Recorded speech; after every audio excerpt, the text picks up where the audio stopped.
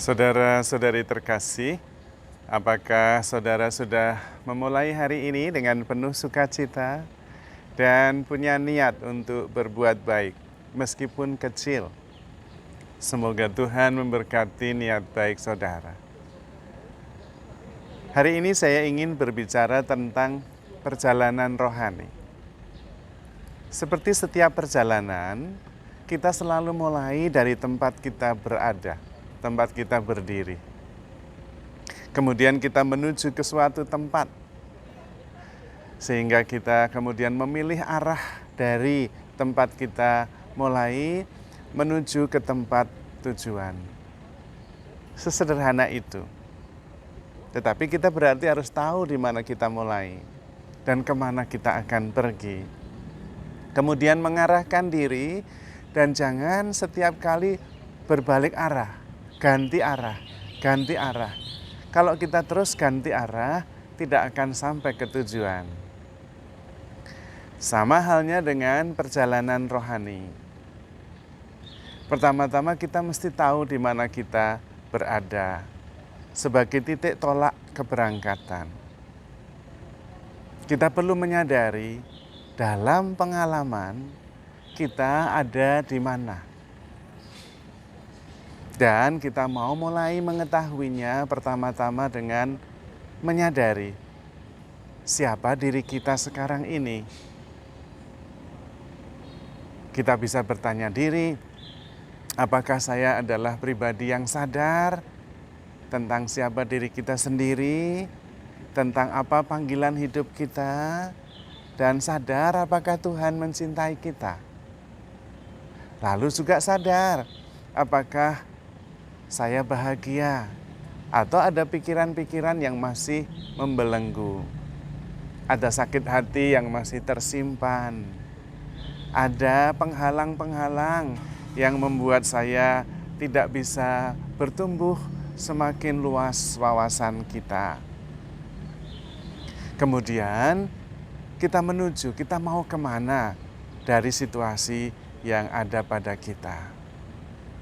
Kalau kita masih kadang-kadang kurang bahagia, kurang lepas, maka kita perlu melepaskan apa yang membelenggu kita.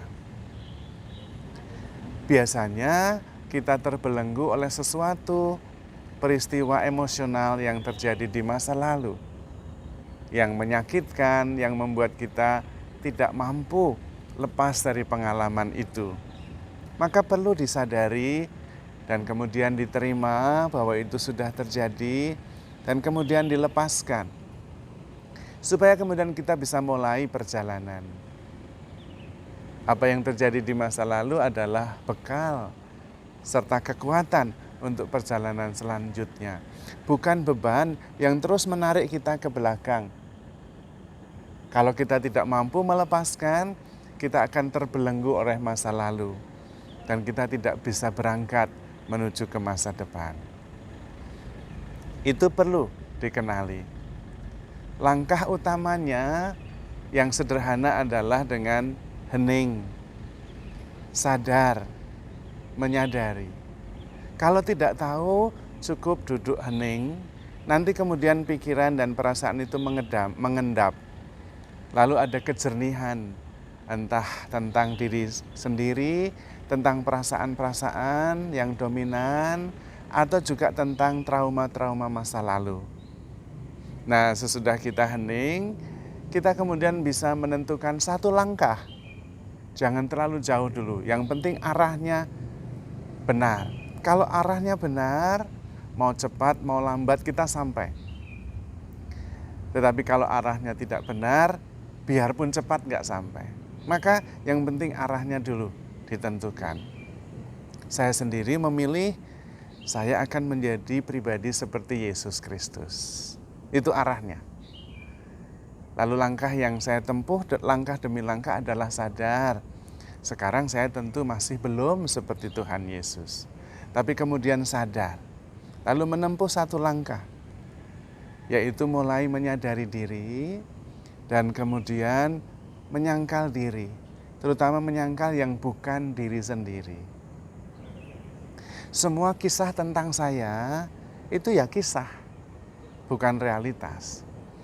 Tetapi yang sebenarnya kita bisa menyadari bahwa saya adalah kasih. Diciptakan serupa dan segambar dengan Tuhan. Tuhan menghembuskan nafasnya, maka saya kemudian hidup. Berarti saya hidup dari Tuhan. Lalu bisa melihat Tuhan Yesus bagaimana Dia menjalani kehidupannya. Dia selalu digerakkan oleh belas kasih. Nah, saya juga mulai step pertama, digerakkan oleh belas kasih. Saya akan terus mencoba melatih dan sadar bahwa yang menggerakkan saya bukan apa yang saya sukai, bukan apa yang membuat saya takut, bukan apa yang membuat saya cemas, tetapi belas kasih. Nah, itu step pertama. Kemudian melihat kembali, apakah benar setiap hari saya digerakkan oleh belas kasih? Yang kedua, saya ada di dalam Tuhan. Aku dan Tuhan adalah satu. Aku selalu ada di dalam Tuhan, karena Tuhan yang menyangga segala-galanya. Tidak ada satupun ciptaan di luar Tuhan. Seperti seekor ikan berada di dalam samudra. Nah, saya latihan berikutnya adalah menyadari bahwa saya ada di dalam samudra kehidupan ilahi. Saya ada di dalam Allah yang hidup. Hidup saya disangga oleh Allah sendiri. Dan karena itu saya tenang, karena saya ada di dalam lautan kasih Tuhan. Lalu kemudian mulai memancarkan kehidupan, cinta, daya hidup yang ada di dalam. Karena akulah kasih itu, karena aku diciptakan segambar dan secitra dengan Sang Kasih. Aku juga menjalani kehidupan ini sebagai kasih yang terus meluap, memancar. Maka kemudian alih-alih mencari, saya mencoba sekarang mulai memancar, menjadi sumber. Karena saya melekat pada pokok anggur. Seperti ranting yang melekat pada pokok anggur pasti menghasilkan buah. Melekat saja. Dan ketika saya sadar bahwa saya ada dan diam di dalam Tuhan, justru mengalami dan merasakan dan menyadari dengan sendirinya akan memancar, meluap kasih dari dalam diri, kehidupan dari dalam diri, kegembiraan dari dalam diri. Dan kemudian saya bisa menjadi sumber, bukan lagi orang yang mencari dan mengejar-ngejar, tetapi orang yang memancarkan. Itulah artinya attracting, not chasing. Maka memancarkan cahaya. Di mana ada kegelisahan, saya membawa ketenangan. Alami, natural, tidak dipaksakan. Ketika terjadi perselisihan, saya membawa kerukunan. Ketika terjadi keputusasaan, saya membawa harapan, karena saya sumbernya. Dan pada saat itu, saya sudah tidak ada lagi, karena saya adalah sumber, saya adalah kasih, saya adalah cahaya. Bukan saya yang terus mencari dan berkekurangan sehingga tidak mampu memberi, tetapi overflow, karena saya melekat pada pokok anggur, maka mengalir nutrisi kehidupan yang menumbuhkan tunas-tunas yang akhirnya menumbuhkan buah yang berlimpah. Itulah perjalanan rohani, dan mudah-mudahan dalam perjalanan pelan-pelan menuju ke tujuan akhirnya sampai juga. Maka kita harus mulai dari tempat kita berada, tetapi berarti harus sadar dan kemudian terbuka,